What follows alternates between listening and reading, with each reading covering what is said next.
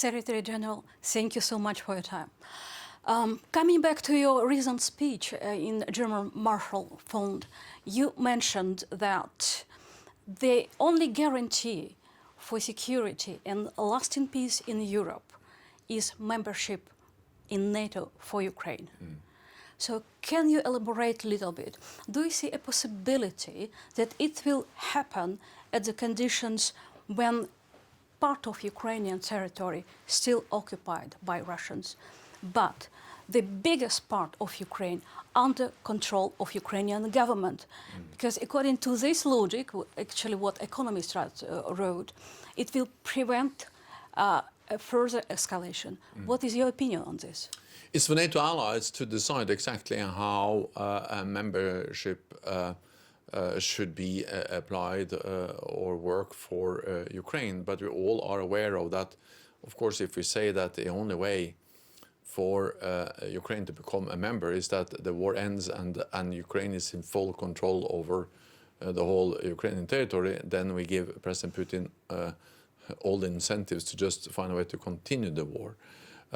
But my main message is that NATO security guarantees is the way to ensure a lasting and just peace for Ukraine. It's for Ukrainians to decide what are the conditions for negotiations and what are conditions for an acceptable solution. But if there is an agreement on a line, then of course we need to make sure that the war really stops there. Because as Ukrainians know better than anyone else, the war didn't start in 2022, it started in 2014.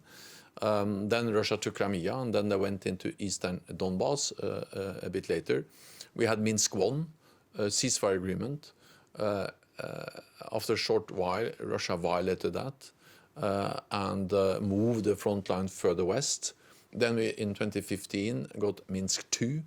Russia violated that too and waited for 7 years and then launched a full-scale invasion.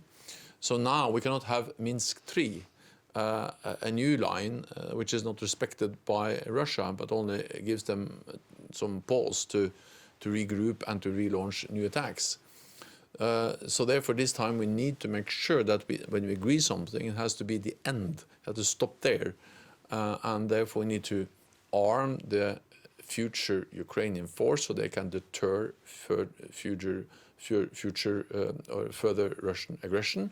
But also we need to provide security guarantees which are credible, and of course the most credible security guarantee will be NATO membership and our collective defense clause, Article 5. So I believe NATO membership can be a way to ensure a lasting peace for Ukraine and that really the war stops here.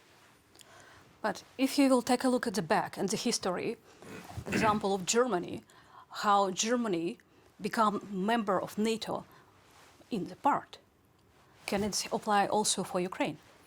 Well, that's for NATO allies to decide. We have the possibility to decide if we so want. So again, I believe that this could be a way to ensure that when some kind of agreement is reached between Russia and Ukraine, and again it's for Ukraine to decide what is acceptable, then it can ensure that it stops there. And of course that's for NATO allies to decide whether Article 5 guarantees can apply for parts of the Ukrainian territory. Of course, as you always said, it's for allies to decide. And it's also for allies to decide if lift or not to lift restriction to use long-range weapons, which will allow the Ukrainians to show down inside of Russia. Well, I made it clear again and again that we need to remember what this is. This is a war of aggression. Russia has decided to invade another country, Ukraine, and that's a blatant violation of international law. According to international law, Ukraine has the right to self-defense. And we have the right to support Ukraine, to uphold the right of self-defense. And self-defense includes the right to also strike legitimate military targets on the territory of the aggressor, Russia. And therefore, I have advocated for lifting restrictions. And I welcome that some allies don't have restrictions. Other allies have some restrictions, but they are actually loosened them, not least after Russia launched its offensive in Kharkiv some months ago, where the borderline and the front line is more or less the same. And of course, it doesn't bring any. It's not meaningful to have then to say that you cannot attack behind the front lines, because that's Russian territory. So I welcome the loosening of restrictions you have seen from NATO allies. Recently, Putin announced review of their nuclear deterrence doctrine. You know what I'm talking about. How do you read this when he said that if attack on Russia by non-nuclear country with support of nuke country will consider like a joint attack against Russia, and he mentioned it will be drones, it will be missiles. How do you read this move? Well, I read that as yet another example of a pattern we have seen from the Russian side, where Moscow, President Putin, have tried again and again to threaten with the use of nuclear weapons and to threaten NATO allies and prevent coerce us from supporting Ukraine. We have not been coerced. We have continued to support Ukraine.